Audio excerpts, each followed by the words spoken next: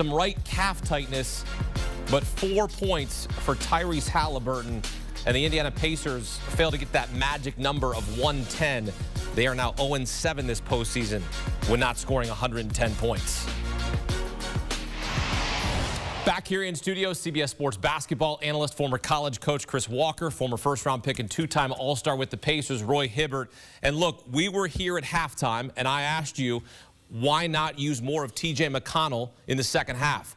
He went off in the third quarter with 13 points. And then Rick Carlisle goes away from him in the fourth, and then it's turnover after turnover after turnover. At one point, 4 turnovers in 4 straight possessions for the Pacers. They let it slip away. It was as close as 2 with 8.5 to play, and they just let it evaporate. It were so close, Chris. They certainly did. And I said the margin of error is so small for the Indiana Pacers, right? You know, we'll talk about Haliburton and how he just disappeared this game, but T.J. McConnell, as we said, going into halftime, like, he's one of those guys that can be a force, and he imposed his will possession after possession. His usage rate had to be off the charts. And now you juxtapose that with, I don't know what it is, and I respect Rick Carlisle, but I don't know what it is with him not playing Mather in the next game. Yep. Right at the 27. Yep. McConnell was just balling, and then Nembhard is just turning the ball over every single possession, and the game is still in the balance, and you don't put T.J. McConnell.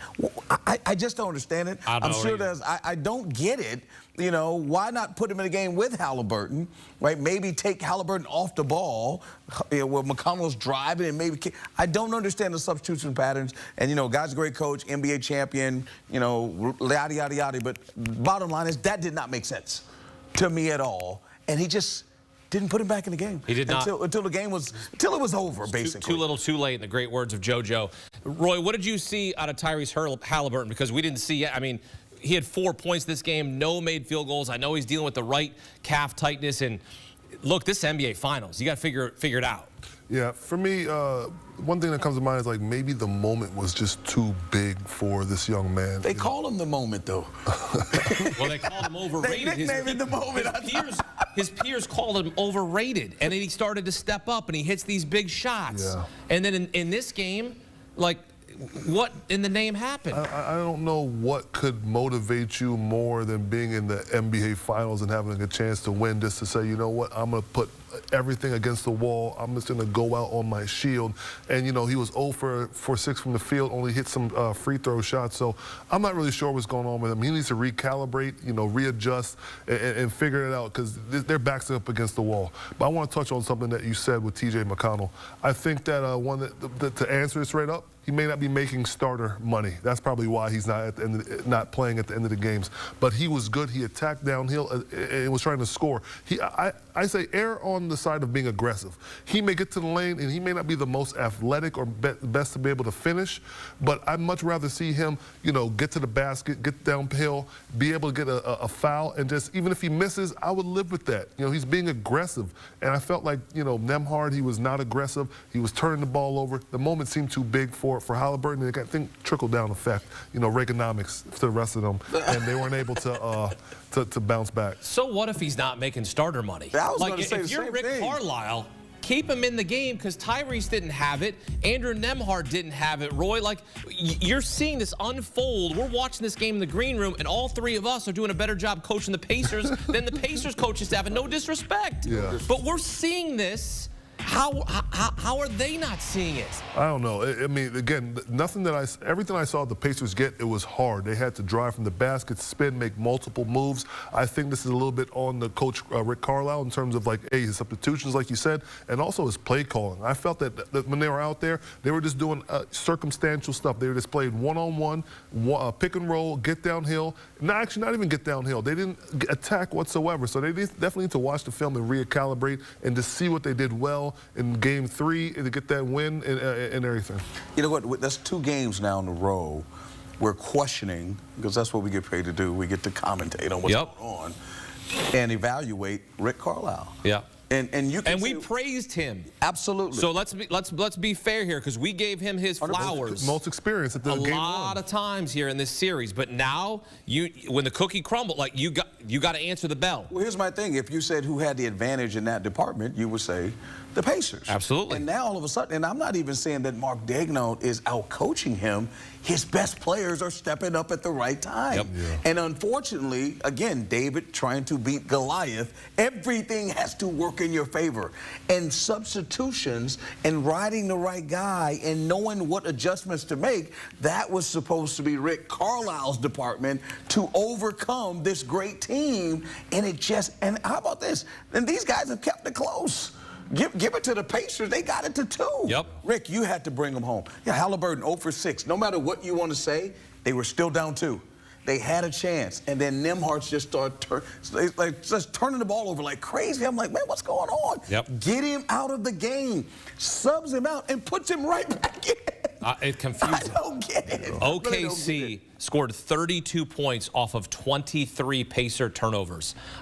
They call them the yesers. It was the no, stop turning the ball over. And Jalen Williams, SGA taking advantage. Jalen Williams was special in this game, a 40-piece, Roy. What did you see out of him? Because he was a lot of his points were coming in the paint. Yeah, I mean, he did a good job of, moving, great defense and translating it into better offense. He get the steal, he get out in transition. He is aggressive. He knows how to score, and he doesn't look for the refs to bail him out, or he doesn't twirl his fingers around in a circle saying, check that, check that, check that. But he did a good job. I also want to say this. OKC did a good job as well on leading with defense. 15 steals. Caruso had 4 steals on the night. He may not put up big numbers, but he's going to defend, play at a high level on the defensive end. Every starter had at least 1 steal, then SGA on the other end. You know what? He actually led both teams in block shots. He had 4. He actually had 1 on the big guy, Miles. That to me is like really tough to see when a guard of his caliber, who may sometimes take possessions off on defense, actually do something on both ends of the court. And on offense, SGA and Jalen Williams was great as usual, but the bench, Wallace and Wiggins, they contributed 7 threes together and some other field goals. They were on pace. They knew their roles. Everybody was locked in. Those 2 definitely played really well off the bench defensively, and then they stayed locked in, ready to shoot on the offensive end. Listen, all that said, they were down 2. They were down 2. Jalen Williams had 40. Shai Gilgeous had 30. They had 71 between them. Yep. Down 2. And so my thing is, as far as, J-Dub and the tremendous, you see the guys that his name is in history is etched in stone, which is tremendous. They're guarding him up top. And I said this before the game, you're letting him get ahead of steam. There is no shot blocker. Yeah. You got Miles Turner out of the game. I don't understand bringing Tony Bradley. I mean, they got to explain that to me. For real, like, that's another thing, right? You got a guy in there. You talk about Hartenstein. He does not create any type of mismatch, right? A pick and pop big is what they have. You put him out there. So I'm still trying to figure out why. It's like you're fishing. And again, like the defense, you're letting 2 big-time players, 2 all-NBA players, basically get a straight-line drive to the rim. And you're asking who to stop them? Obi Toppin? Siakam. You're asking those guys to stop elite finishers in the league, Roy. Yeah. Right? So I'm even watching Chet Holmgren or Hartenstein setting screens by half court, and those guys are hugging them. I'm like, what are you hugging them for? They're not going to pick and pop from half court. Get back, corral the driver. I just don't understand. It worked when they go, again, if you want to guard them full court and tire them out, that's one thing. But once they get across half court, now you got to adjust. Yeah. And sag it in and force those guys to make threes because they're killing you. And I say this to say again, they got it to 2. They led by as many as 18. They were down by as many as 18. And even Roy said at halftime, we got them right where we want them because they have 4 comebacks with 17 more points being down, and they're down 18. They get it to 2 with 8.5 to play. Turnover. Look, I'm going to give a quick shout out right now because I know one Pacer fan aside from Roy that works here. His name is Brett Smith. He's a massive Pacers fan, and I know he's feeling sick to his stomach right now because they got it oh so close. He had to cut the highlights of this game. So shouts to Brett for being a pro because, man. Tough one. Oh, that was a tough one. Down by as many as 18. They cut it to 2, and now OKC has a 3-2 lead. They are 1 win away from their first NBA championship since relocating to Oklahoma City. They can close it out on Thursday back in Indianapolis. You can see all of these games. If there's another one of these games, if we only get one, it's Thursday, as OKC will try to close it out. The Pacers try to even it up and force it back to OKC. You can watch the entire NBA Finals on ABC. Still ahead, we look ahead. Tyrese Haliburton, 0 field goals in this game. Gonna have to get right, gonna have to get healthy if they look to force a Game 7. We'll break it down next on CBS Sports HQ.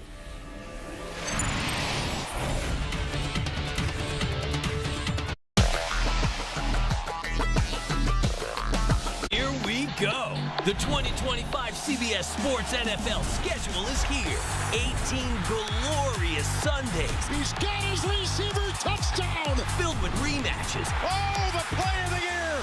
And rivalries. Touchdown, Bengals. Plus, plenty of superstar showdowns. And an epic matchup between the Chiefs and Cowboys on Thanksgiving.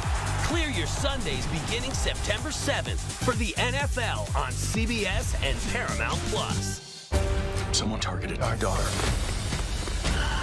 What are we going to do about it? I've got an idea. Let's go. NCIS, Tony and Ziva streaming this fall on Paramount Plus. One of the best movies of the year In it. is now streaming on Paramount Plus. What are we dealing with here? There's a hostage situation. Get the crew in. It's gripping from beginning to end. We can't make one mistake. September 5, now streaming on Paramount Plus. The most original musical ever is now streaming on Paramount Plus. I'm just giving the people what they want. Better Man absolutely sizzles from start to finish. Whoa! Better Man now streaming on Paramount Plus. This is Chicago. Streets always gonna have a villain. To protect this city, we have to do something. Women, it's time to get to work. The Shot, new season streaming May 16th, only on the Paramount Plus with Showtime plan. These are the voyages of the Patrick Starship Enterprise. Where's the sponge? We're dream. Whether you like SpongeBob, Star Trek, or both, find your mountain on Paramount Plus. Hi. Novocaine? Novocaine! Novocaine is now streaming on Paramount Plus. You're gonna love this. Oh, you're strong! It's wildly entertaining and an absolute blast. I'm in. Novocaine, rated R, now streaming on Paramount Plus. I wasn't ready to die. The wait is over. I need to know what happened. Discover the mystery everyone's been talking about. School Spirits, every episode of all seasons now streaming on Paramount Plus. What's he like? The happy-faced killer? You mean my dad? Be glad you never have to know. You think that you're so much better than me. You're just like your old man. I'm not like you at all. Problem solved. Please allow me to introduce myself. Mobland, new series now streaming on Paramount Plus. She knows, and I know she knows. And that goes a little something like this. Here we go.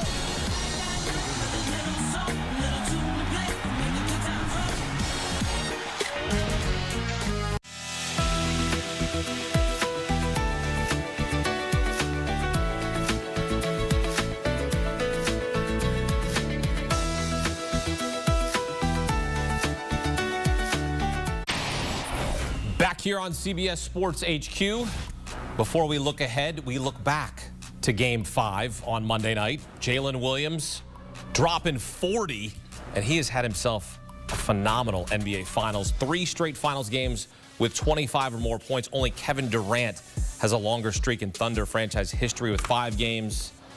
But KD did not win a title in OKC. Jalen Williams and SGA have a chance to win a title on Thursday on the road in Indianapolis, which would be their first title since moving to Oklahoma City. And Roy, I know you do not want to see that. You predicted Pacers in 7. When you talk about how tough this is going to be, this closeout game to finish it off, the way you saw the Pacers finish this game, it's going to be extremely difficult for OKC. Yeah, I mean, unless, you take accountability right on and look yourself in the mirror and say, hey, you know what? I did not play my best. You look at Haliburton, you look at Miles Turner. Those two players especially, you could say, hey, I did not bring my best. I've seen what I've done in this series before. I need to try to get back to that in some way or fashion. But they need to make some adjustments. I mean, we talked about Haliburton for the most part. He needs to get aggressive. What more can be said about that? You said he should not watch TV at all tomorrow because he's going to get fish fried for sure. But, I think they need to make some more adjustments. I know we'll talk about that coming up soon. Listen, for me, it starts with aggression. You're at home, right? And that should be worth 5 to 10 points. Yep. Right? You threw one away that you should have won. And that's why I say that game 4 was very crucial. Because you had one in the hole that if you just stunk it up, you were good. Yep. Now the pressure's on. You have to be at your best. Rick Carlisle has to coach a better game. Yeah. Right? I'm not one to criticize coaches at a high level because I know how hard it is and demanding, but you have a feel for your team. You got to coach a better game down the stretch when it matters, right? The other thing is Haliburton and Miles Turner, who's the longest tenured Pacer, you got to give us more. Yeah. This is for the NBA championship. And you're talking about Tyrese Haliburton, laboring around. I think Miles Turner looks like he's hurt too.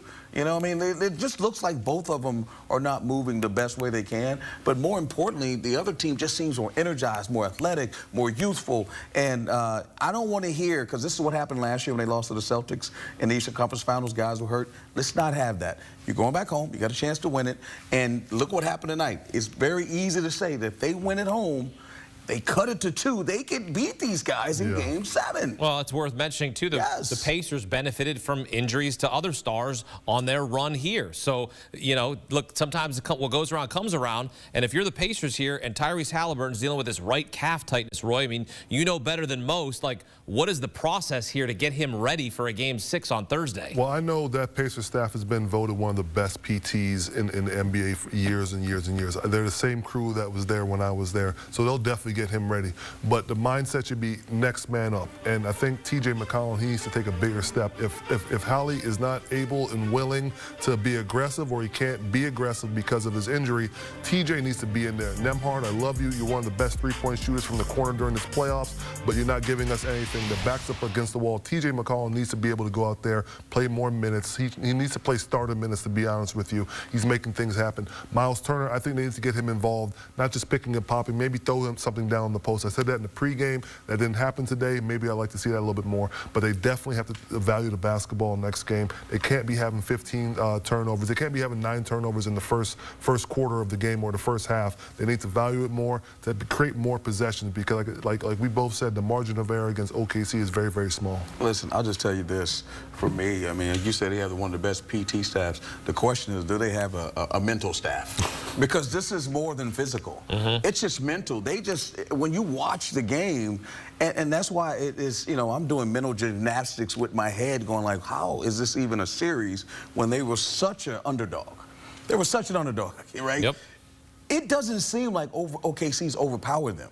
They were plus 8,000 coming into the playoffs. Right, but if you watch the series, it's very feasible that OKC could be down 3-2 right now. Yeah. Right? No, you're right. And so we're talking about, again, an adjustment here, an adjustment there. Your star player who's all-NBA third team is playing like Robin instead of Batman. Matter of fact, he's playing like Bat-Mike. He ain't even playing like Robin. He's playing like the guy that sits on the back of the Batmobile. And it's looking bad for him. But again, we're talking about sports, as you mentioned before. He has an opportunity the next 2 games to change the narrative. Right? And then he's going to have to do that. Yep. And that's what, hey, you know what? Listen, to whom much is given, much is asked. It's deserved. Yep. So he's going to have to come and bring it, or because we're going to levy criticism as long as he's out there. It's the NBA Finals, bro. What do you want me to tell you? You got to go out there and get it done. And I believe he can. I believe Haliburton can turn this thing around. But it's not, to me, we could talk about the calf all day long. Right. Right? But it's a checkup from the neck up, as we always say. He's got to bring it mentally. When you look at what Oklahoma City is trying to accomplish here, Roy, one win away from an NBA championship. It's a young roster. Sometimes the moment could feel like it's too big for them, right? But this was a great team in the regular season, a great team here in the playoffs. Closing this out, what will be the key for them to close this out? Because we saw it here in Game 5, the turnovers were a huge difference. You saw Jalen Williams and SGA be the stars in this game. To me, the biggest thing is continue to shrink the amount of time it takes for them to take the punch and then respond to the punch. I think they need to go back and look at the film of that middle to the end of that third, the beginning of that fourth, and see what T.J. McConnell and that bench did. Maybe they have Lou Dort. You said Lou Dort was strapping up Haliburton. You know, maybe they need to put him on T.J. so he can cut down on those 18, 19 points. You know, and Obi Toppin had a good feel for the game. He was dunking. He had some good threes, and he, you know, so cut down on the bench points. Maybe look at, you know, some different matchups there to neutralize those guys, because the Pacers are pretty top heavy, to be honest with you. Siakam has 20-some points, and then other than that, I'm not really sure who was putting in points, but I mean, Nesmith and Turner. But I think that they need to address the bench, and then I think they hopefully they don't, but they should have this series if they address that. Listen, I picked the Pacers in 7, but I'll say this: if OKC wants to close this series out, you throw the kitchen sink at them. Right. If we're sitting there having a conversation about Obi Toppin and T.J. McConnell, the series is over. Right? And I'm being honest, because on the other side, we're talking about the two scorers score 71 points. Yep. They're not going to beat them if those two guys are the guys that we're talking about at the top of the ledger. Now, Siakam played great, but the way Haliburton's playing, Siakam needs to get 30.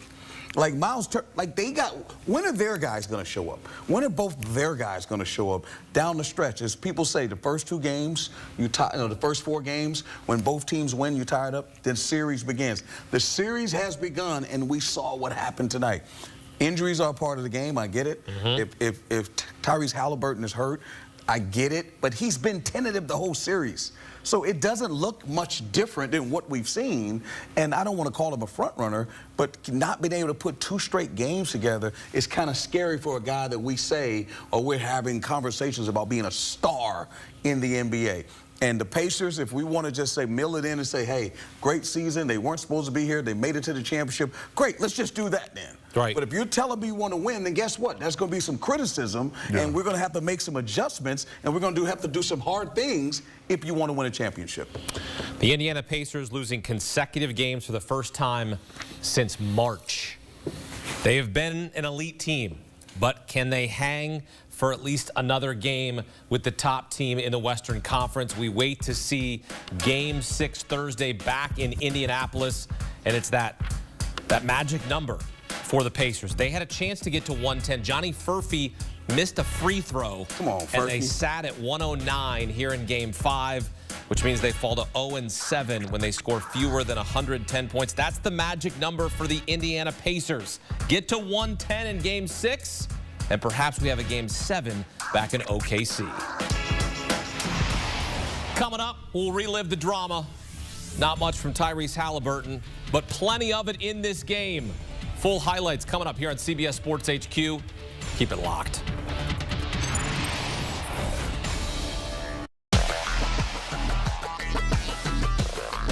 Here we go. The 2025 CBS Sports NFL schedule is here.